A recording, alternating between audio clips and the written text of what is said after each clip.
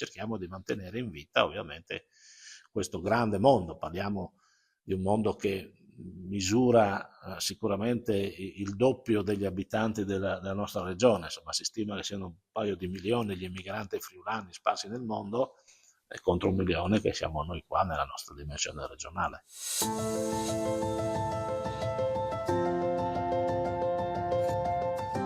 Qui altrove, Migrazioni d'oggi in Friuli è un podcast del Museo Etnografico del Friuli, della rete dei civici musei di Udine.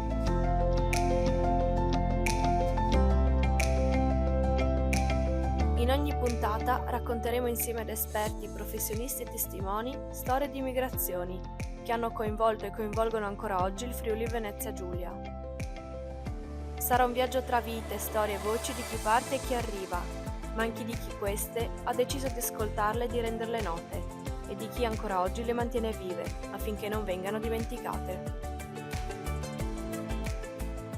Io sono Nicole e oggi parleremo di tutte le azioni e i progetti di supporto agli emigrati promossi dall'Ente Friuli nel Mondo con il suo presidente, Franco Jacob.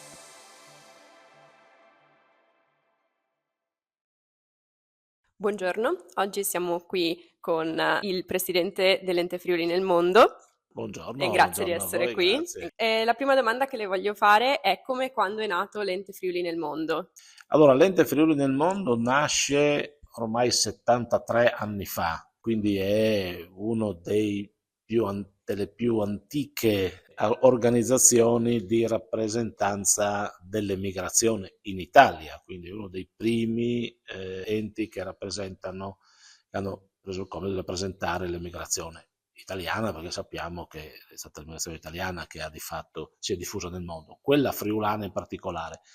Ed è singolare che nasca per volere iniziativa soprattutto dei circoli, cioè dei focolars, che già nel frattempo erano sorti spontaneamente nei luoghi in cui l'emigrazione friulana era stata consistente.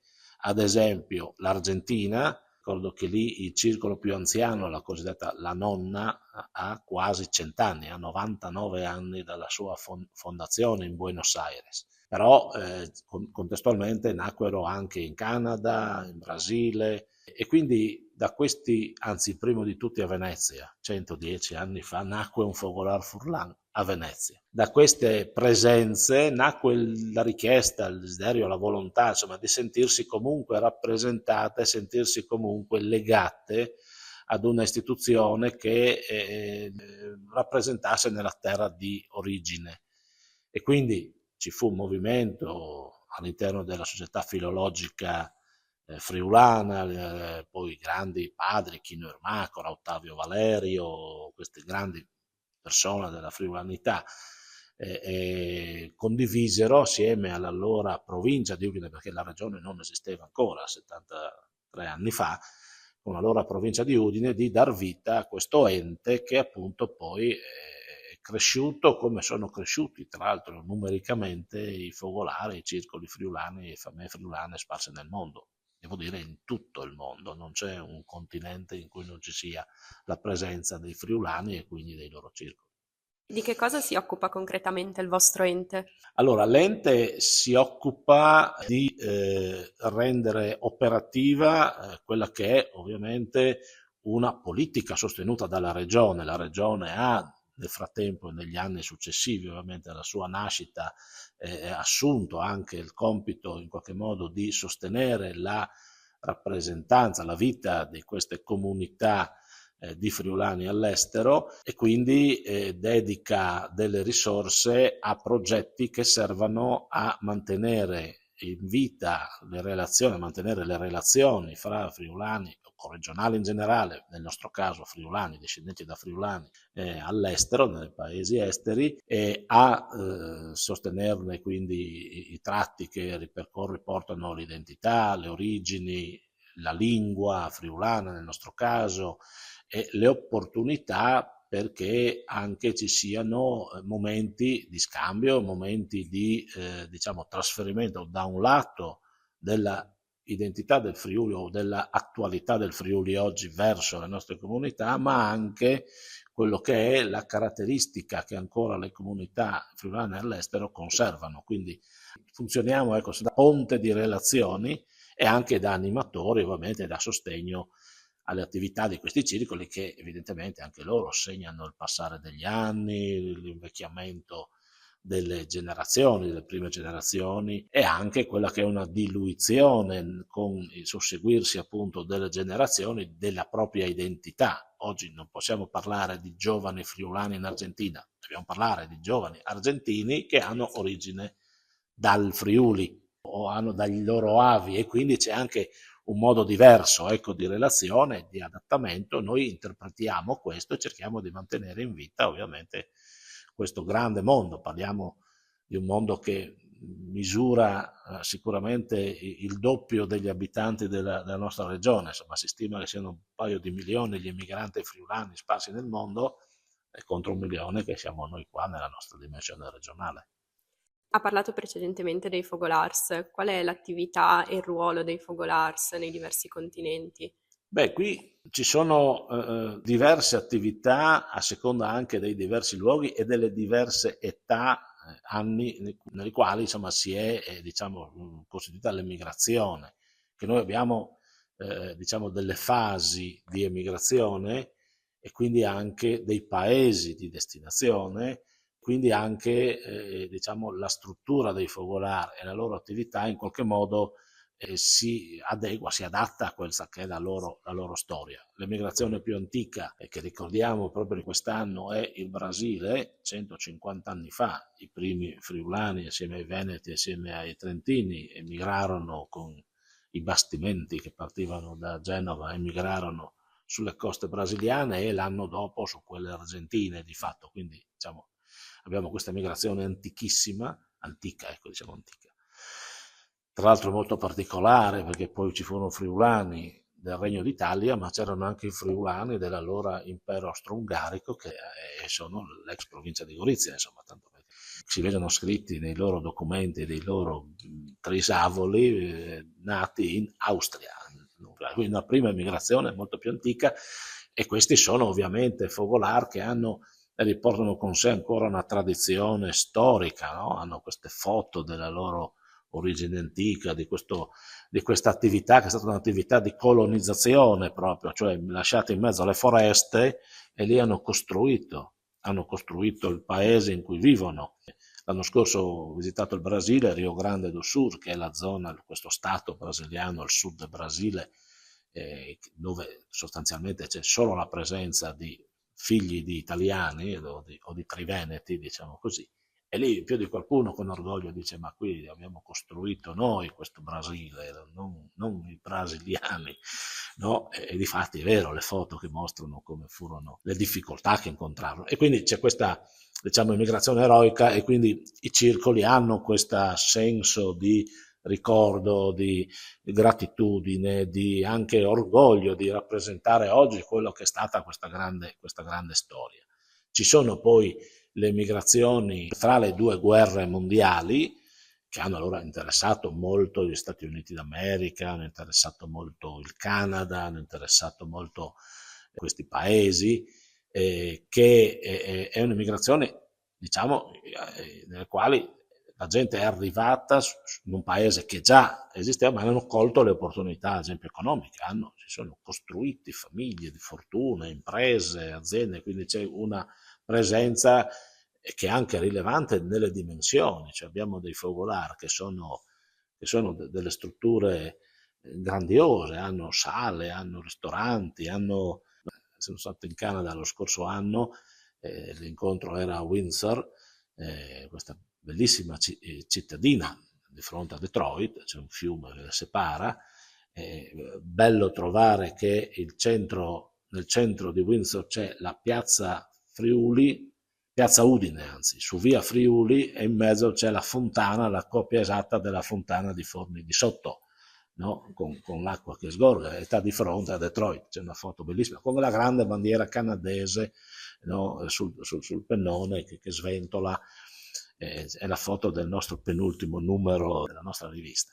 Il segno quindi di una presenza che è stata una presenza, ed è ancora oggi una presenza che segna la vita economica, segna la vita sociale, insomma, di questi paesi in espansione. E lì abbiamo questi circoli grandi, come dicevo, tant'è che mi sono sorpreso di trovare nella cartellonistica stradale il cartella che oltre a segnare le località segnava Fogolar Furlan, proprio, cioè c'era l'indicazione stradale per arrivare al Fogolar Furlan.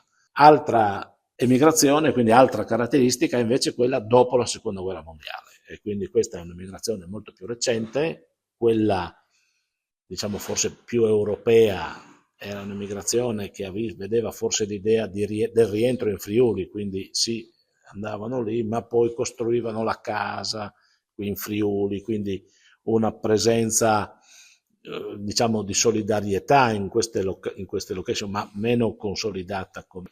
Poi c'è l'ultimissima, quella legata invece alla circolazione di oggi, alla globalizzazione, per cui i nuovi circoli che abbiamo, Shanghai, Hong Kong, Londra, no? Sono costituiti da giovani come voi, da persone che hanno ovviamente nella mobilità oggi del sapere, dell'intraprendere, delle opportunità, trovano questo spazio, però gli rimane il piacere di comunque di condividere. Allora magari questa presenza è più legata ad alcuni simbolismi. Fanno la giornata del fricco, fanno uno spettacolo culturale, no? Come a Bruxelles. Abbiamo portato le poesie del Teatro Stabile Furlan, ma a Bruxelles non ci sono gli immigranti di 100 anni fa, ci sono i funzionari della Commissione europea che ovviamente sono andati in servizio lì. E quindi ci sono queste caratteristiche e queste diversità che stanno nella storia di come sono formati. Certo, e a proposito appunto della differenziazione tra quelle che erano le migrazioni in passato e le migrazioni invece di oggi, e secondo la vostra esperienza, come è cambiato negli anni la relazione tra gli espatriati e i vostri enti? Avete notato dei cambiamenti anche nel tenere vivo il legame o nell'entrare in contatto con voi? Beh, è conseguente un po' appunto anche in questo caso alle età di costituzione, dell'età dell'emigrazione. Certamente le più antiche hanno un legame, hanno un attaccamento, hanno un desiderio di contatto che è proprio quasi a voler testimoniare le radici, le loro origini, insistono molto su questo, si sentono riconosciute se tu vai a visitarle, nel senso che in Argentina hanno il piacere che tu vada perché si sentono riconosciuti, pur essendo loro lontani nella storia, dalle origini, magari non conoscendo nemmeno bene più, nemmeno l'italiano e friulano l'hanno sentito dai loro nonni parlare, quindi gli rimane qualcosa, si sentono riconosciuti, ecco, quindi hanno un senso di gratitudine del fatto che ci sia ancora attenzione nei loro confronti e che tu gli dia l'opportunità, che stanno sfruttando ad esempio ai giovani, di frequentare il Friuli attraverso una serie di iniziative che abbiamo in corso e quindi consentono ad esempio a giovani di poter venire qui e fare delle esperienze che sono nello stesso tempo origini e anche conoscenza del nuovo Friuli, che non è più quello di 150 anni fa. E in altri c'è forse il desiderio, la volontà attraverso la loro presenza, attraverso la relazione dei Friuli nel mondo, di costruire invece più opportunità di rapporto fra la regione di origine, il luogo in cui loro vivono e magari le opportunità che già loro vivono per essere operatori comunque economici, culturali, istituzionali, insomma, nella realtà in cui sono. Quindi c'è questo senso più di rapporto, diciamo, di relazione. Ecco, questa è forse la differenza principale. E quali sono queste iniziative di cui parlava riguardo le seconde e terze generazioni? Allora, da molti anni portiamo avanti l'iniziativa Studiare in Friuli, quindi vengono offerti 20 posti presso il convitto di Cividale, quindi a giovani che hanno dai 15 ai 17 anni e che quindi possono frequentare un corso di studi di 6 mesi o 9 mesi, che vale ovviamente come corso studio, come per il loro paese anche, e quindi vivono questa esperienza di studio e nello stesso tempo vivono anche l'esperienza di riconoscersi nel Friuli, nelle origini, nell'identità, nella storia, perché ovviamente c'è un percorso che è quello degli studi che loro devono svolgere, il loro programma, quindi vengono poi inviati nelle scuole da cui loro provengono come percorso di studio, cioè o liceo classico, o scientifico, o istituto tecnico, secondo da dove loro provengano. E dall'altro lato invece gli viene integrato con tutta quella che è la parte della conoscenza, per cui vanno via che in qualche modo hanno studiato il friulano, hanno studiato l'italiano, hanno studiato la storia della regione, hanno visitato i luoghi, hanno incontrato loro ragazzi come loro, perché vivono esattamente come loro. C'è una seconda attività che tra l'altro partirà di nuovo adesso a giugno e prevede invece un programma. L'Università di Udine fa un corso che si chiama Valori identitari e imprenditorialità, è un corso post laurea di 150 ore, dura circa un mese.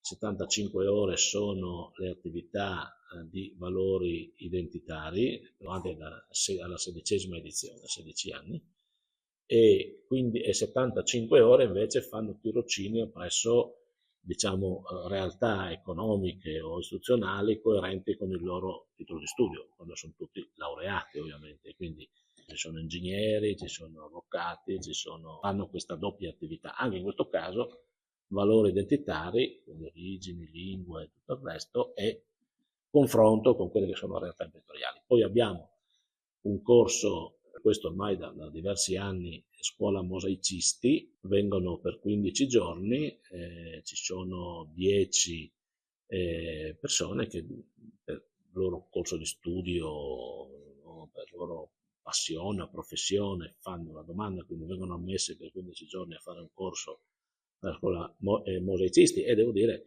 anche così con soddisfazione che ad esempio due sorelle brasiliane hanno fatto i 15 giorni, poi hanno deciso che gli piaceva troppo, hanno fatto i 3 anni di scuola, si sono diplomate maestre mosaiciste e adesso fanno i corsi di mosaico in Brasile. Ne inaugureremo un nuovo corso proprio ai primi di maggio, quando andremo in Brasile a visitare i nostri focolari. Poi c'è un'ulteriore attività che è rivolta al settore degli artigiani, è un progetto da 5 anni, si chiama Foramba, era un progetto nato soprattutto per una conoscenza, uno scambio fra artigiani ormai formati. Quest'anno invece abbiamo voluto introdurre una novità, anche perché insomma, c'è una richiesta di ricerca anche di possibili disponibilità a venire in Friuli, a fermarsi in Friuli, e quindi facciamo un lavoro sui ragazzi, sui giovani dai 20 ai 30 anni, che siano o diplomati delle scuole professionali dell'artigianato o che siano degli artigiani, insomma, che hanno impresa, perché possano venire qua 10-15 giorni e saranno in 8, e quindi verranno sia inseriti, sia portati a visitare ed inseriti anche per delle attività artigiane corrispondenti, sia ovviamente avranno un minimo di contributo sulla identità, ma vivranno questa settimana, questi 10 giorni, e proprio immergendosi nella realtà artigiana, dell'artigianato produttivo, quindi un confartigianato che abbiamo questa. E anche in questo caso il confartigianato alla fine chiederà loro se hanno il desiderio di magari allora fare una formazione più mirata, più consistente sui temi, ed eventualmente, se poi avessero la voglia, la necessità o l'opportunità, insomma, magari intraprendere qui in regione, immaginare questa emigrazione all'opposto. Oggi noi siamo diventati un ente che invece di andare in un senso unico, cioè da qua verso fuori, dobbiamo cominciare a ragionare anche verso i paesi di immigrazione, di nuovo in Friuli. Questa è una esigenza che questa regione ha. Certo. E ci sono anche altre attività, altri eventi che promuovete? Beh, noi poi ovviamente viviamo nel contesto regionale, quindi c'è quest'anno Go 2025, Capitale Europea della Cultura. Bene, abbiamo fatto una serie di iniziative sui focolari, quelli europei in particolare, presentando appunto questa opportunità. Non a caso l'incontro annuale che noi facciamo, rivolto a tutti e tutta l'immigrazione, chi può venire, chi vuol venire, i rappresentanti vengono ogni anno, 200-300 persone circa. se vengono faremo Gorizia, proprio perché così, diciamo, si vive anche il grande evento culturale Go 2025, che poi tra l'altro tratta temi che sono quelli della multiculturalità, del confine, dell'integrazione, che sono temi che comunque ritroviamo nel percorso dell'emigrazione. E poi ovviamente diamo il sostegno e cerchiamo anche, laddove possibile, di partecipare a quelli che sono i momenti, diciamo, di vita propria dei focolari. Quest'anno ci sarà il 50esimo del Focolare di Brescia, il 65esimo del Focolare di Basilea, piuttosto che... E quindi chiaramente in questo senso cerchiamo poi di dare anche a loro un sostegno, un'opportunità, magari mandare qualche presenza, che sia artistica, che sia enogastronomica, che sono sempre apprezzate, insomma, no? Cioè legare e far sì che loro possano vivere nella loro comunità anche la vicinanza del Friuli per quelli che sono momenti che loro ritengono importanti del loro percorso. Qual è il valore o i valori che volete portare avanti con il vostro lavoro? Allora, da un lato credo sia quello di riaffermare un tratto che troviamo comune in tutto il mondo dove è presente l'emigrazione friulana, cioè il riconoscimento del grande lavoro, dell'onestà, del sacrificio che i friulani, devo dire, in tutto il mondo si sono fatti riconoscere al tempo e che quindi anche oggi viene in qualche modo affermato quasi spontaneamente, cioè quando noi ci qualifichiamo come rappresentanti dell'immigrazione friulana nel mondo, subito troviamo una risposta positiva da quel mondo che incontriamo. E quindi riaffermare questo, dare la possibilità appunto dell'esistenza dei circoli per portare avanti anche questa memoria, che poi è, insomma, direi anche il riconoscimento dei sacrifici importantissimi che sono stati fatti e anche, non dobbiamo dimenticare, che con questi sacrifici è stato anche costruito il Friuli, perché le rimesse degli emigranti verso la regione, verso le famiglie che rimanevano qui, eccetera, cioè il loro sacrificio è servito anche a far crescere il Friuli. Pensiamo che il prossimo anno avremo il 50° del terremoto e renderemo anche merito a quello che è stato, ad esempio, in quel momento la grande solidarietà, l'impegno che si è manifestato in realizzazioni, in contributi, in denaro arrivato anche qui. Quindi questo è certamente un punto. E Friuli comunque è oggi terra di opportunità, dopo essere stato terra di emigrazione, e quindi può essere, giustamente, anche da parte dei nostri migranti, visto come oggi con anche una certa piacere, insomma, essere segnato come una terra di opportunità. E quindi chiediamo e portiamo un po' anche questo messaggio. Oggi si può venire in Friuli a vivere, si può tornare chi vuole o accompagnare chi magari tu inviti, e quindi questo è un dato di iniziativa che si porta avanti. Grazie, è stata una interessante conversazione. La ringrazio ancora per aver partecipato. Grazie a te e a tutti voi per questo impegno e questo lavoro che è molto interessante e molto, molto bello. Grazie. Quello che avete appena ascoltato è un podcast a cura del Museo Etnografico del Friuli, realizzato nell'ambito del progetto Qui altrove Migrazioni d'oggi in Friuli, con il sostegno della Regione Autonoma Friuli Venezia Giulia. Potete visitare la mostra collegata al progetto presso il Museo Etnografico del Friuli dal 31 maggio al 28 settembre 2025.